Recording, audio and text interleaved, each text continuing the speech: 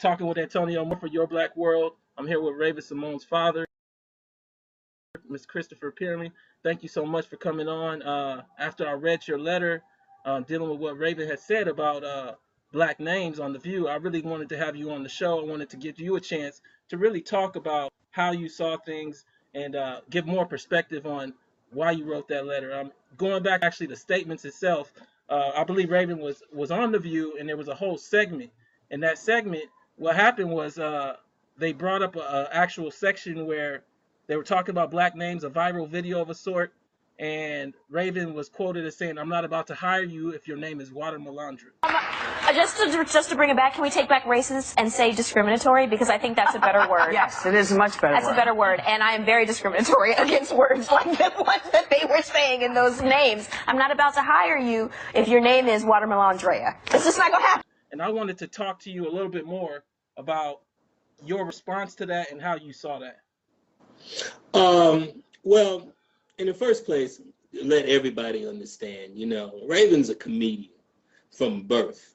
You saw that on the Cosby Show. You saw that all through her life. In this particular segment, I believe that it was mostly tongue-in-cheek. And I think you mentioned something earlier before we started talking about how it was all set up in a joking way. Yeah. We're going to get to that. In a joking way. And so, she got comfortable with it. I can't say that what he said is wrong, because that's what happens in corporations. I know. I've been there. I've seen it.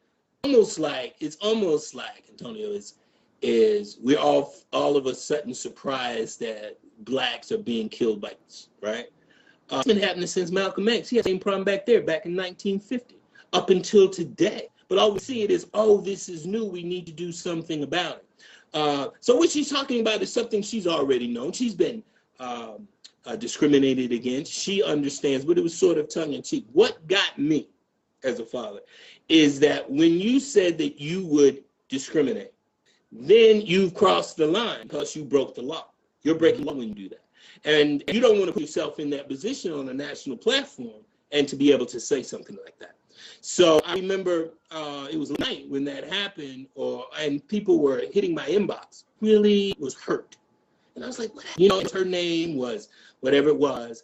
And I'm very empathetic to that. And especially when it comes to our little black girls, because our black women have been discriminated for 100 years. You don't want to be a part of that discrimination against your own people. Now, do I believe Raven would?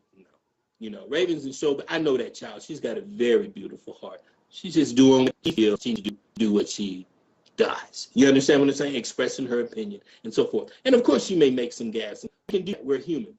And she apologized, and she saw she was wrong. And I find that important. That's what I back her up by. Yeah, you know. But it's how you stand back up and face the fire. So now, I sent you a piece from Salon.com called "What's in a Name? What's Up with a Name Anyway?" It was done back in '08, and I think that one of the things that's getting lost here is a teachable moment about the dialogue that surrounds black, like I guess you could say, black creation of names, black culture, and how it's become a joke to make fun of our culture. Now, when you speak about what we were talking about earlier, looking at the actual segment.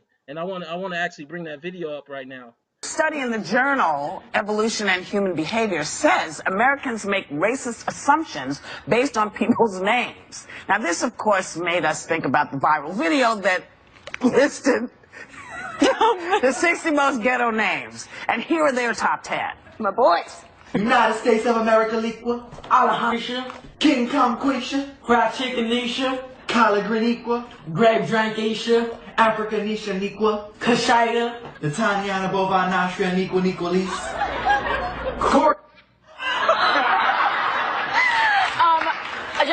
Just to bring it back, can we take back racist and say discriminatory? Because I think that's a better word. And so basically looking at that actual segment, what you actually kind of pull out is the segment was set up as a joke, like you said.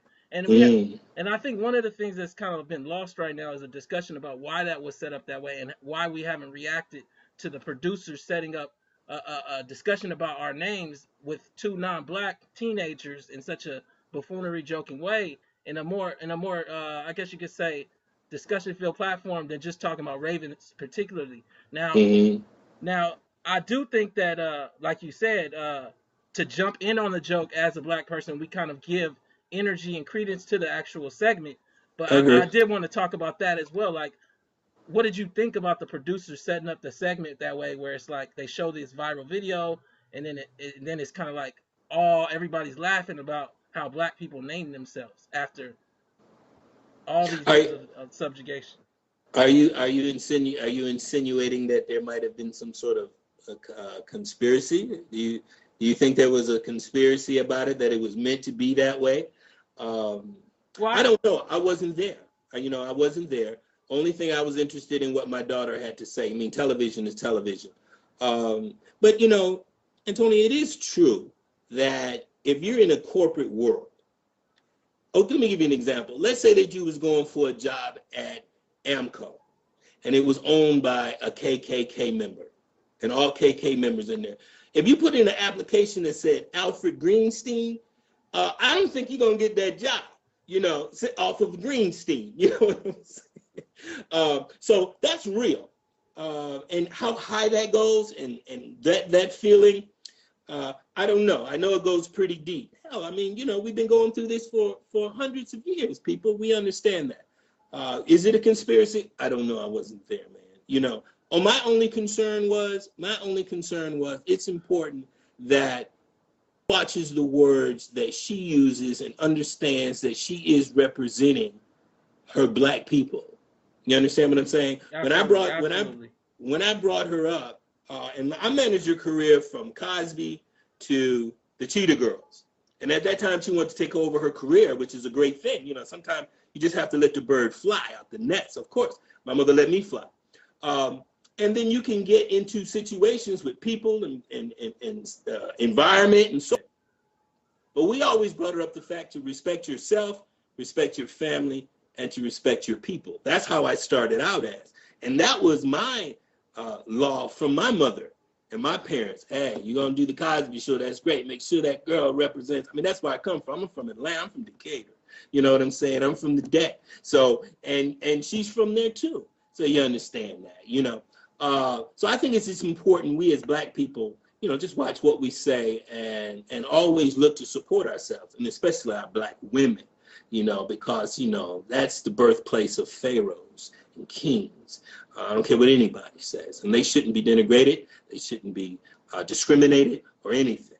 And in no way am I trying to say that there's some sort of conspiracy, but just honestly looking at the segment as a whole, you think it's been a fair critique of Raven alone to not discuss the segment and how it was set up? Because it wasn't like there was a positive dialogue and then Raven made a joke. The whole segment was a joke. And I guess what I'm saying is, what is your feeling about the responsibility to make segments like that have, I guess, positive impact and not just be about making buffoonery out of black culture? That's a good question, young man. That's a good question. But what do you do? What do you do? What do you do? You got ABC. You know how big that is? You know how big that is? What do you do? You boycott it? You going to boycott it? You're going to say, Raven, let's leave. Whoopi, let's leave. Let no black people do that.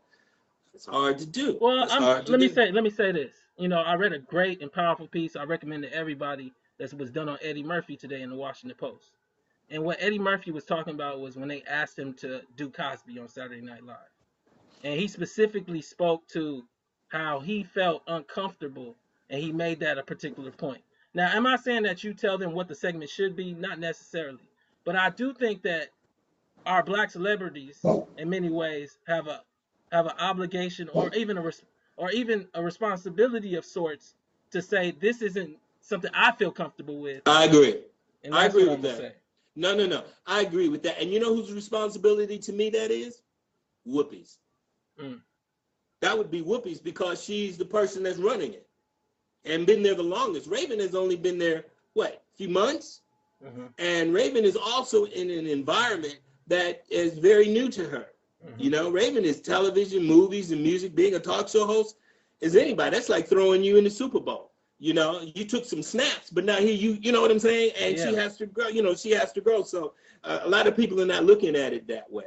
What hurt me the most is how we, though, as people, I mean, people were asking for her head and expecting me to give her head. That's, I'm not going to do that with my daughter. I'm not going to do that. And she's 30 years old. You saw my letter. I'm like, come on, man. She's a grown-ass woman. It's not like I can put her over my lap and give her a spanking or anything like that. She has to learn it. But also at the same time, I'm not going to take her head and drag her behind and do that and berate her and call her coon and all of that. I don't think that's cool. I don't really think that's cool. I understand it, though. Don't get me wrong. I understand it. And even with speaking with her and so forth, it's like, what you've done, and your words hurt people. And when you hurt my people, and as I said before, when you hurt our black women any kind of way, because that's my mother, I got a problem with it. I got a very serious problem. So now, I guess segueing a bit, but keeping the conversation in the same space. Part of the reason I think that people really wanted that kind of or started that kind of critique is because of what was said last year with Oprah. Okay. Where essentially, Raven said, I'm an American that's a colorless person, and I'm not an African American. And I guess I wanted to get your opinion on it, and then I also wanted to see if you saw that as part of the reason as well. You know what?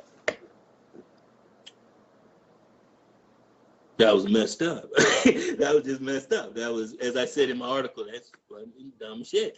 But I understand where she's coming from. And to be honest, I sort of feel that way too, in terms of, if there's an evolving of us as a species, if there's an evolving us as a species, we will evolve to an intelligence of an understanding that we all are equal, and for us to still play the color game, to me, now my opinion, shows an unevolving. Let me give you an example. Malcolm X was the way he was until he went to Mecca. Malcolm X came back and said, and now this is in history, so this is not me. He said, I was wrong. You know what I'm saying? He said I was wrong because when I was going around the what is that called, Hajj, or whatever the correct name is, I hate to misstate it, he saw blonde-haired, blue-eyed men worshiping the same God that he was, and he saw himself as an equal with him. When he came back and started to preach that, it wasn't too long before he was dead. I don't know if you get my point. So as we evolve as human beings, we should evolve to the point where we should all love each other, man. I'm not going to hold back on that. That's true. We should love all each other. We should love each other. We should love Chinaman. We should love American Indian man. We should love Indian man, out of India, so forth. I understand the struggles that we have as black people. Hell, I was back in the 60s. I'm older than you. I really know. Again, I'm from around the corner from Stone Mountain. And the thing about the South was, they'll call you a nigga, you call them a cracker, and it was cool. You knew what was up. They had the gun in their back, we had the gun in our back, and we clashed. We knew where they stood, and they knew where we stood. So I think we have to get to a point in our lives where we can say, we're all as one. If not, look at the world as it is today. Look at the world as it is. This is the only thing I say to that is, that's okay. And we're gonna dialogue. This is all absolutely. About I don't have no problem. I just got back from South Africa maybe about 3 weeks ago. So I went down to Cape Town, Johannesburg, and I went to the shanty towns. It's hot out here in California. It's 100 degrees. Right. So I went out to the shanty towns, got a chance to speak to kids there, got a chance really to connect and with the energy of Africa. And I really do think that we as black people need to connect with that continent and particular countries there, and particularly with new tools like Ancestry.com to find out where we come from, because then you actually know where you're going.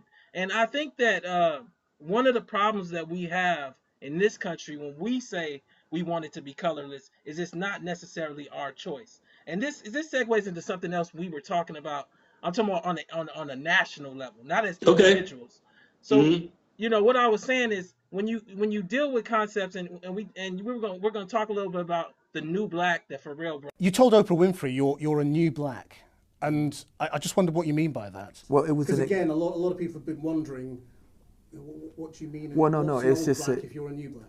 well, no, I can't point to anybody else. The only thing I can tell you is, my experience in being black is that, like, I love what I do, I love who I am, and I make no excuses for what I look like and what that means to me.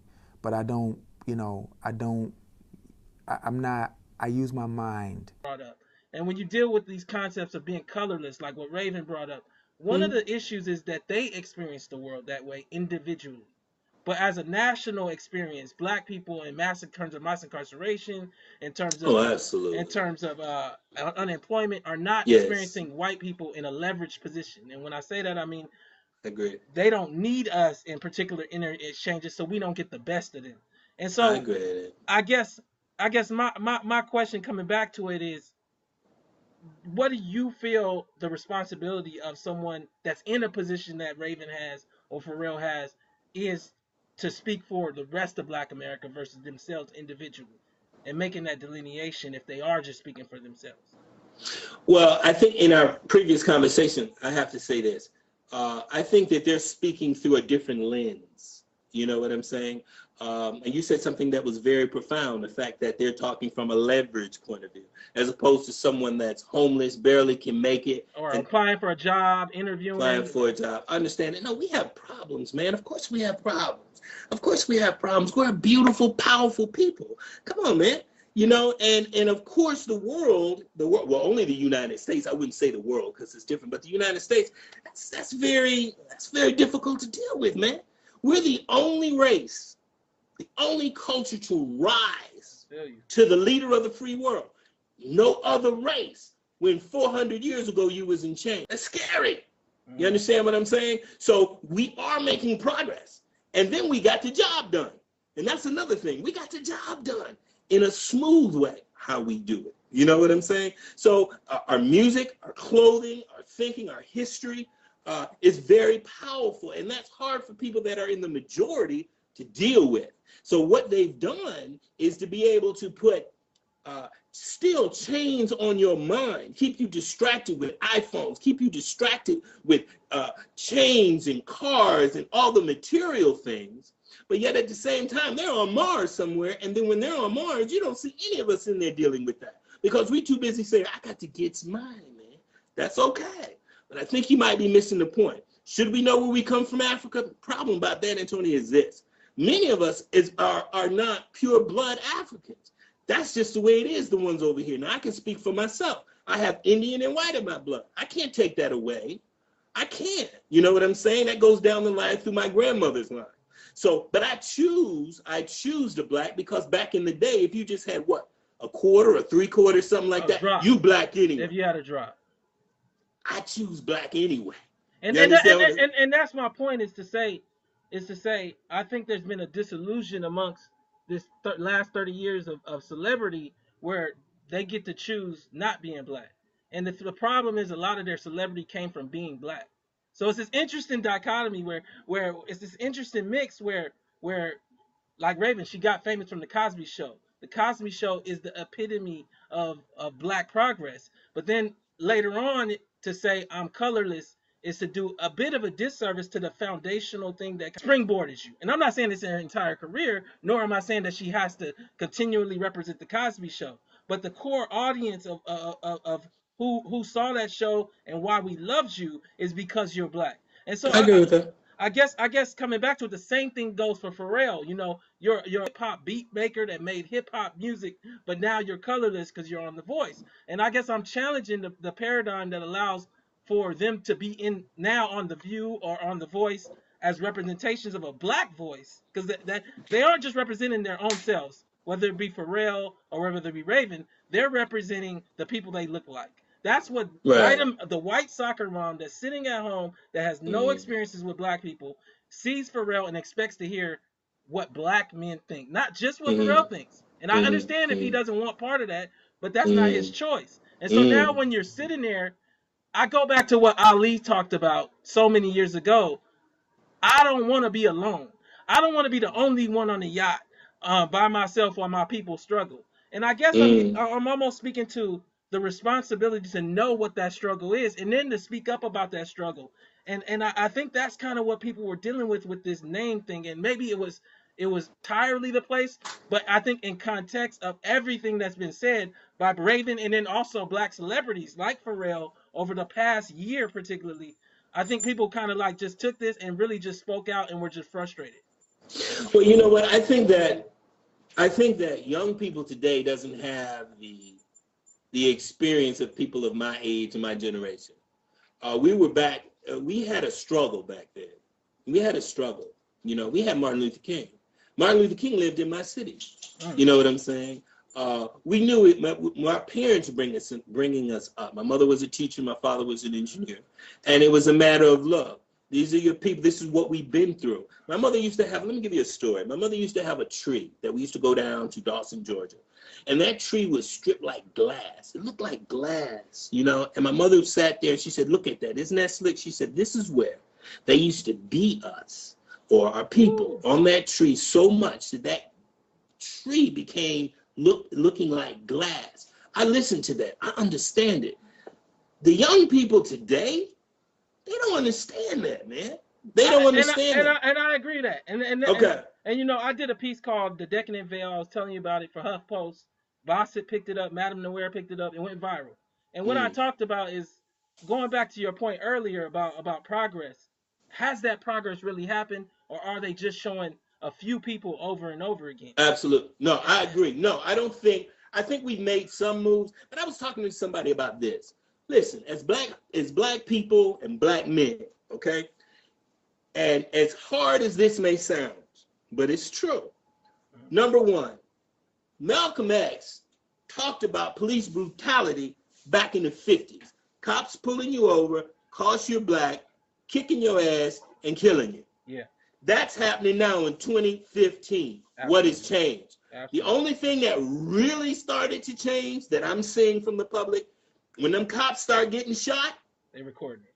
The recording is one, but when those cops start getting shot, and also when those cops start going to jail, yeah, you're gonna see some serious change, bro. You're gonna see some serious change now because those cops don't want to end up in the joint with the brothers they put in there. Yeah, okay. Absolutely right. Number two, in any revolution, takes the shedding of blood. If you're not willing to die, you're not gonna get anything. When you stand there and say, "I'm willing to die today," change will happen. But you know what happens? They'll say, "You ready to die?" They say, "Whoa, not really. Not really." There's a hesitance. Now, this as a brother, man to man. If I come to you and say, "Man, you ready to get out?" You hesitate, I got you. You ain't gonna do nothing. Do you understand what I'm saying? Then I'm gonna say, "Now, take your ass over there and go where you need to go," because I got you right there. But if I say, "You ready to get out?" and you say, "Yeah," because I'm willing to die for mine, I'm gonna think about it. Because now I got to check myself. Am I willing to die? You understand what I'm saying? Every revolution that happened in this world takes lives, takes people standing up and dying. Boston Tea Party, the revolution itself, whatever the case may be. The people that stood, Martin Luther King and Malcolm X stood there and died for us. But if you're not willing to do that, and you're willing to say, "Hey, I'm just going to destroy my community when stuff happens," what do you think they're gonna do? They're gonna stand back and go, "Okay." Okay. And I guess what I'm gonna speak to is the energy that you need to even get people to think about a mental revolt, let alone a physical revolt, Right. is not there because of this decadent veil. And what I'm talking about is if you see enough black celebrities, black NBA stars, you think that it's a lot of black people with money in this country, and you forget that black male unemployment is around 40%. You forget black male incarceration is at the highest rate we've ever seen in the history of mankind. And so I guess what I'm almost speaking to is the double side of the new black, where the new black actually hurts the regular black in a way because people are able to be let me use an example. Dr. King was able to get people forget like Bloody Sunday. Dr. King was about to be like done because people weren't tuning in. He needed somebody like down south, a down south mayor or governor to act a fool. And so like when he was able to get them to act a fool, he created an empathy all across in New York and places where you didn't really see up front the kind of things that were going where you grew up. And so what's happened now, and this is my kind of my argument, is there's an apathy because I agree. you turn to ESPN, you see the NBA draft as a white father in Minnesota, you're like, it's enough black people making money, and you forget that's not what black people do for a living.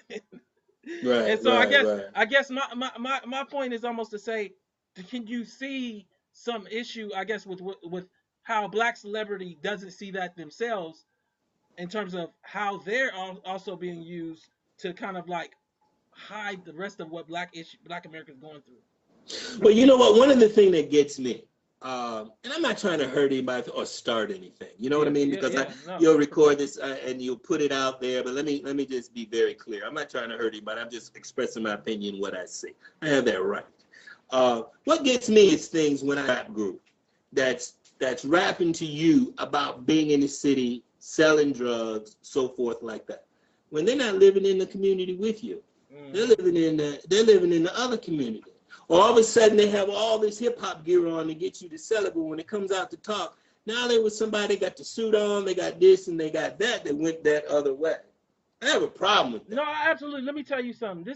I live in the epicenter kind of Los Angeles, and what used to happen is that black celebrities lived here too.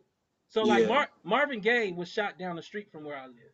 Marvin Wow. Gaye's big house is right down the street. When I say Wow. that, I'm saying that you basically have a dynamic where people like Kelly, who was the karate black movie star, Jim Kelly. he Jim lived down Kelly. the street. So like black Wow. celebrities lived inside of the black community, so you couldn't help but know what black people were going through. If you Muhammad Ali, if you Jim Kelly, if you Marvin Gaye, and then it affected your content because you're going to sing about what you see. So now, as black celebrities leave the black community, but still sell things to the Mm, black community, mm. can they really reflect what the black community is going through? And I think that's what No, you're speaking to. no. I think what you're saying is if they're taking the money out of the community, not bringing it in. It seems to me we would say, let us all go with money to the community. Let's build it up. Let's make all of those that have supported us, and let's build a beautiful community that can be a beautiful reflection to the world. Why don't we do that? And Why I don't we do that? and I think the What? energy is moving there. Let me say, I saw what Dre did with the mayor of Compton. I gotta commend him for that on a Good. personal level. You know, I Mm-hmm. know Dre, and I gotta say I commend him for what he did with the mayor of Compton. That's a big step up. And then you see that with Jay-Z with Tidal with the moves, and I think that's part of the dialogue that we're having right now. Is Mm-hmm. I think it creates an energy where you never know if Raven sees this, and then she herself says, hey, let me read up a little bit more, and then challenges the view a little bit with a little more information. Right, And right, that's, right. you I know, agree with that. I always say this. People when they say, you know, why didn't Dre do this or why didn't Jay-Z do that? You asking a rapper to be the president. That's not his role. You know, when you looked at Muhammad Ali, I'm not saying Muhammad Ali isn't a leader, but he looked to Malcolm X for guidance and then he went and spoke. He looked to Elijah for guidance and then he went and spoke. So I think that what's happening is we disassociated some of our powerful black thinkers from our black celebrities, and as a result, they aren't always equipped to be able to deal with those scenarios. So say for instance, producer comes up in the View, hey Raven, what do you think about this segment? If I just read the Salon piece about black names, then when she says that to me, I can reflect back to, oh, I just read a piece about what's up with a name anyway, and the writer in that, you know, he's a professor out of this and this school. We should have him on the show, and maybe he could talk about like the impact of these names and how we can responsibly do this. But without that information, she can't do that. You know what I'm saying? I understand, and I guess this is a great chance to segue into the last section of our interview, which is the Mm. Million Man March. You know, Yes. the 20th just happened. You as a black man, me as a black man. I got a chance to watch Farrakhan speak on C-SPAN, watch Mm-hmm. his whole speech, and I just wanted to Mm-hmm. get your thoughts on what it has anything changed in those 20 years. What was the importance of this recent event and even the past event? Just give me your thoughts. From the last time we had the Million Man March until now, were blacks still being shot down in the streets? Yes. Mm.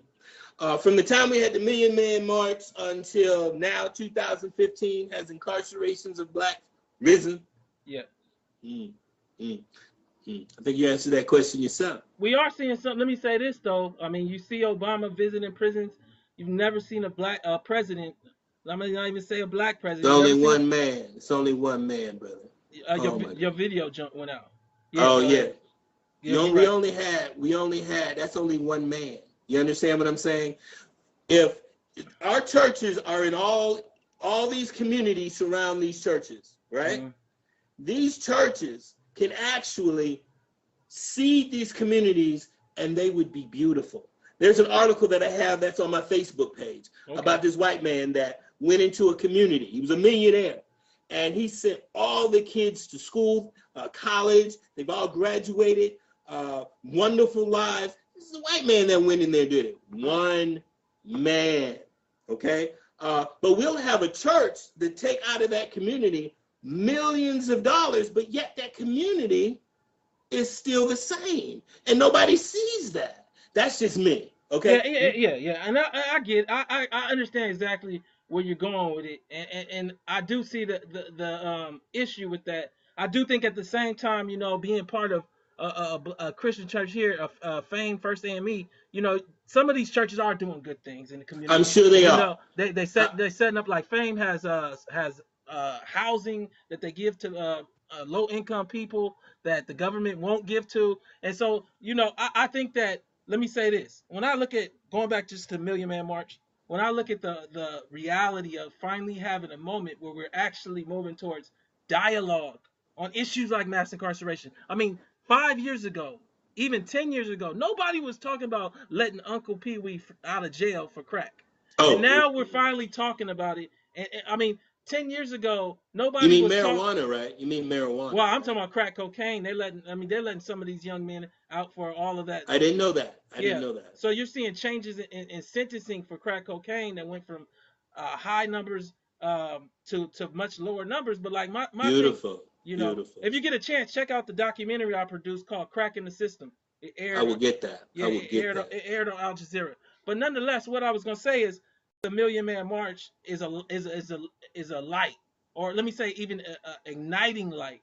It's not the fire, but it ignites thoughts. When you look at a stream of young black men that normally probably don't watch CNN or don't plug into political issues, stand there and listen to speaker after speaker talk Mm-hmm. to them about personal responsibility.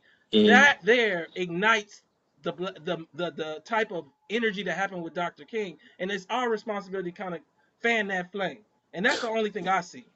Well, as again, I'm from another generation. Yes, Okay. yeah. I'm going on 60, man. You know what I'm saying? Look good. You look good. Congratulations. Because I work out and understand about being healthy and so forth, because I'm obviously a physical trainer and so forth in what I do. But back in our day, man, when we would have a march, we came back home, it lasted. We continued to talk. Yeah. We have a tendency as a people to get off. It's like Sunday morning, yes, and then come Monday, it's back to normal. So and my proof on that is when I said, when we had the first one, and you asked, did anything change? Yeah. You still said no. That's not me. You said it. You answered the question yourself. Yeah. So now the question is, we've had it again. Now, if we go 5 or 10 years in the future, do you think it'll change based on our experience of the last one? We have to be able to go home. We have to be able to create those same type of marches in our community, to march down to our capital, to be able to continue that message consistently. And I agree. And I think one of the things that the internet and that phones have done is they made people think globally before they think locally. And I really do think that people will come out and vote on a presidential election before they vote for their alderman, and they don't even know the Good position, point. or their council member.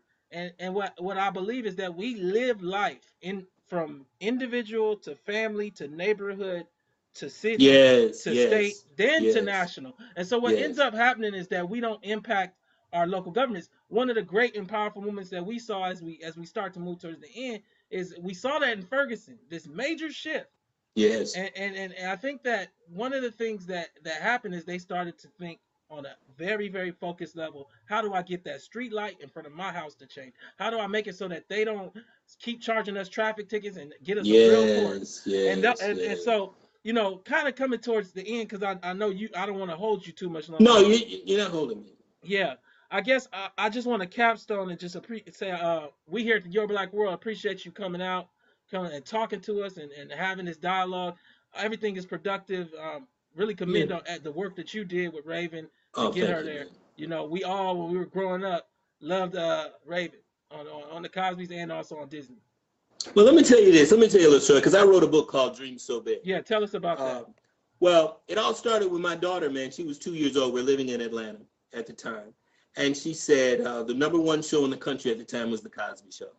And they weren't looking for anybody. It was who were they going to look for? And she turned around and she said, Daddy, I want to be on The Cosby Show. And I was a young parent at the time. She was 2 years old. I didn't know it was impossible. Everybody was telling me that it was impossible, but I felt as though it was possible. So we quit our jobs and gave ourselves a year and drove to New York to see if one day we could meet that man and that could become a reality. And this is a true story. 11 and a half months later, and the story is in my book, we went on an audition called Ghost Dad. And obviously in that movie the director was Sidney Poitier and Bill Cosby. So we was like, oh my God, what's up with that? She didn't get the part, but as we were about to leave, the casting people for the movie said, hey, would you like to meet Bill Cosby? Because we cast for The Cosby Show. 24 hours later, we went to meet Bill Cosby, and the rest is history. Yeah. What we learned and what I learned was, as I continued to dream with Raven as far as records and movies and so forth and getting her own show, was the fact that your dreams, your thoughts creates your reality. And everybody would come and say, I want to do this, or I want my daughter to do this. And a lot of times we as blacks, we're so busy getting ours that we really, I didn't know what to say to them. A lot of times just keep hope alive, just keep focused or whatever. I want to give something of value. And I traveled the world after I retired from Raven to really find out what is it that makes people really, really successful. And I found that these principles were found in common with many of them. Come to you are the most powerful being around you. And all that you see is an accumulation of your thoughts. And that's true. All you got to do is watch your thoughts, your words, and your actions, and you can create your reality. I'm with you, man. Yeah. That's the kind of moment that I just want to end it on, because I Cool. think that that's so productive. Can they get your book?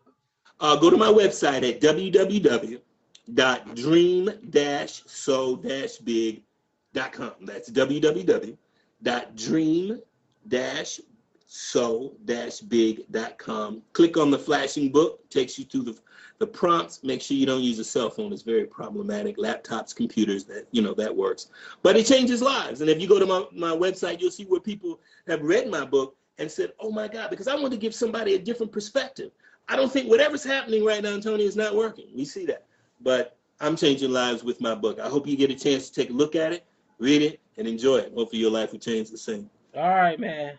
All right. Thanks so Man, much. you're an incredible brother, man. Thank you so much for having me on your show. All right. All right.